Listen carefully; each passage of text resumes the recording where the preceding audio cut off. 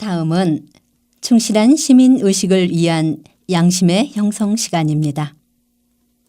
2015년 미국 주교에서 발표한 내용을 토대로 가톨릭 신자로서 더 나은 세상 건설을 위해 어떤 삶을 살아야 할지 안내해 주십니다.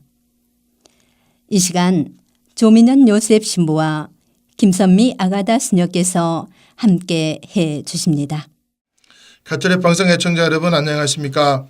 오늘날 이 땅에서 어떻게 책임 있는 그리스도인으로 살아가야 하는지 진지하게 고민하는 시간인 충실한 시민의식을 위한 양심의 형성의 성 마이클 성당의 조민현 요셉 신부입니다. 가톨릭 성서 모임의 김선미 아가다 수녀입니다.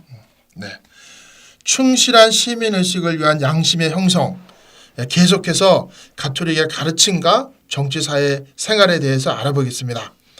교황님은 이 현세의 많은 문제들에 대해서 이 지역 교회가 당면하고 있는 세부적인 문제에는 개입하지 않고 들어가지 않더라도 모든 것의 근본적인 구체적인 가르침은 피할 수 없다. 즉 아무도 관심을 갖지 않는 그런 일반적인 이야기만 하는 일반론의 경계를 하시면서 이 가르침이 복잡한 현 상황에 더 큰 영향을 미칠 수 있게 실천적인 결론을 내리게 하신다고 말씀하십니다. 특히 교회 사목자들은 인간 생활에 관련되는 모든 것에 대한 의견을 개진할 권리가 있다라고 확언을 하십니다. 그 어느 누구도 종교는 결코 사적인 영역에 국한되어야 하고 오로지 영원히 천국에 들어가도록 준비하기 위해서만 종교가 존재한다고 주장할 수 없다라고 말씀하시고 정의가 정치의 목적이라고 한다면 정의가 정치의 목적이라고 한다면 정의를 위한 투쟁에서 비껴서 있어서는 안 된다라고 말씀하십니다. 복음의 기쁨 183항이죠. 교황님은 우리 교회가 복음화와 사회화 차원에 관련해서 교회의 사회 참여에 대해서 분명한 메시지를 던지고 있지만 교회는 이에 대해 무관심합니다. 교회의 사회 참여에 대해서 성직자들 사이에도 큰 갈등이 있었고 평신도와 성직자들 사이에서도 갈등으로 불편하고 힘든 일이 2014년에 한국에서 정의구현 사제자들의 그런 정치적인 행동으로 성직자들 안에서도 또 평신자들 안에서도 여러 가지 큰 문제가 있은 적이 있습니다. 그래서 일부 성직자나 심지어는 고위 성직자도 또 많은 평신도들은 정치와 종교는 분리되어야 한다라고 말을 합니다. 네, 사회 교리가 신자라면 반드시 삶의 지표로 삼아야 하는 교회의 공식 가르침임에도 불구하고 아직도 교회는 사회교리에 무관심하고 또 사회교리는 교리가 아닌 것으로 치부하는 태도들이 아직 많습니다. 그러니까 사회에 대한 가르침이 신자 교육이나 성당의 예비자 교리에서는 거의 이야기하지 않습니다. 성인이 되어서 예비자 교리를 받으신 분이라고 해도 사회 교리와 관련된 교리를 받은 적이 거의 없을 것입니다. 왜냐하면 예비 신자용 교리서 책을 보면 사회 교리를 거의 찾아볼 수가 없습니다. 현재 나온 예비자 교리서를 보면 사회 교리는 거의 없는데요. 그러니까 교리서는 하느님에 대해서 이야기하고 또 예수님에 대해서 이야기하고 성령님에 대해서 이야기하고 그 다음에는 성사 생활에 대해서 그리고 세례받기 직전에는 기도 생활에 대한 얘기는 하지만 사회에 대한 교리는 이야기하지 않습니다. 그러나 엄연히 사회에 대한 교회의 가르침이 있어야만 합니다.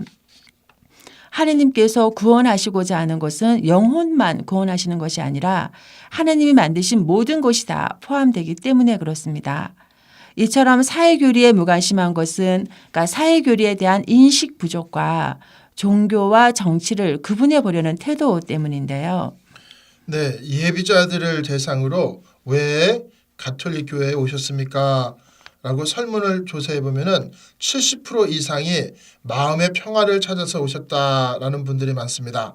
그만큼 세상에서는 평화를 찾을 수 없으니까 몸과 마음의 고달픔을 안고 많은 분들이 성당으로 위로와 마음의 평화를 찾아서 오시는 겁니다. 하지만 우리 그리스도교가 마음의 평화를 주는 것에만 즉 마음의 문제에만 관심을 기울이고 다른 것에는 관심을 갖지 말라고 한다면 그것은 가톨릭 교회의 가르침이 아닙니다.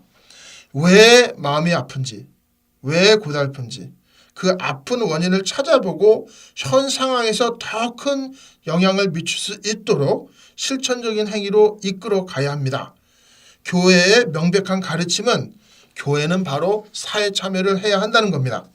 문제는 이러한 사회 참여에 대한 반감과 공격의 논리가 사회 교리의 가르침을 부정하는 이른바 성속 이혼론, 바탕을 둔 종교 분리의 이론이라는 겁니다. 성속 이혼론이란 세상을 성스러운 영역과 속된 영역으로 구분하는 이론입니다. 어떤 사람은 신앙생활은 주일날 성당에서만 이루어지는 것이고 그 밖의 생활은 사회생활이고 그래서 신앙생활과 사회생활은 구분되어야 한다라고 말합니다. 이런 구분을 명확히 하는 것이 바로 성속 이혼론인데 성스러운 영역은 하느님의 질서가 있으시고 속된 영역은 인간의 질서가 있어야 한다는 주장입니다. 예, 이 성속 이혼론이란 이것은 우리가 세상을 살아가면서 영적인 자리와 세속의 자리를 구분하는 시각인데요. 그러니까 성당에 들어갔을 때는 영적인 자리, 그러니까 시장에 가면 세속의 자리, 그러니까 이러한 자리를 구분하는 시각이 우리 안에 있다는 것입니다. 그러니까 하느님과 관련된 교회 모임들, 그런 활동들은 영적인 자리에 속하는 겁니다. 구체적으로 얘기하면 주일 미사에 참석하는 것, 뭐 레지오의 모임에 참석해 있을 때 혹은 성경을 읽을 때 혹은 기도할 때 이러한 영적인 자리에서는 우리가 단정하게 있고 싶어 합니다. 하느님 앞에서 정돈된 마음을 갖고 싶어 하는데요. 하지만 우리에게는 또 다른 자리가 있습니다. 세속의 자리이죠. 구체적으로 얘기하면 아이들을 돌볼 때나 식사를 준비할 때 혹은 마트에 가서 물건을 사거나 쇼핑할 때 아니면 맨하튼 같은 데 나가서 놀 때 아니면 인터넷을 하거나 텔레비전을 볼 때 이러한 것들은 다 세속의 자리입니다. 영적인 자리가 아니기 때문에 이러한 세속의 자리에서는 하느님이 현존하지 않는다고 믿기 때문에 인간적인 욕심에 따라 움직입니다. 그러니까 아주 간단하게 표현하면 성당 모임에서는 하느님을 인정하지만 세상 모임에서는 하느님을 인정하지 않는 시각인 거죠. 성당에 와서는 신자이지만 성당을 벗어나면 신자가 안 되는 시각입니다. 하지만 그리스도교는 태생부터 성속 이원론을 극복한 신앙이라고 말할 수 있습니다. 왜냐하면 하느님의 아들 예수 그리스도께서 인간으로 오셨다. 즉 강생의 신비는 또 인간이 되신 예수님이 하느님의 영역으로 올라가셨다. 즉 예수님의 강생과 부활과 승천을 통한 이 땅의 영역과 하느님의 영역이 하나가 되어서 처음부터 출발한 사건입니다. 더 나아가서 구체적으로 우리가 사는 세상을 놓고 보면은 성당이란 공간은 면적으로 그리 넓지가 않습니다. 성당 안에서 생활하여 성스러워진다면 뭘 고민할 필요가 있습니까? 사람이 성당에서만 있는 것이 아니라 사회에서 더 많이 생활을 하게 됩니다. 성당의 사람과 사회의 사람이 서로 다른 사람이 아닙니다.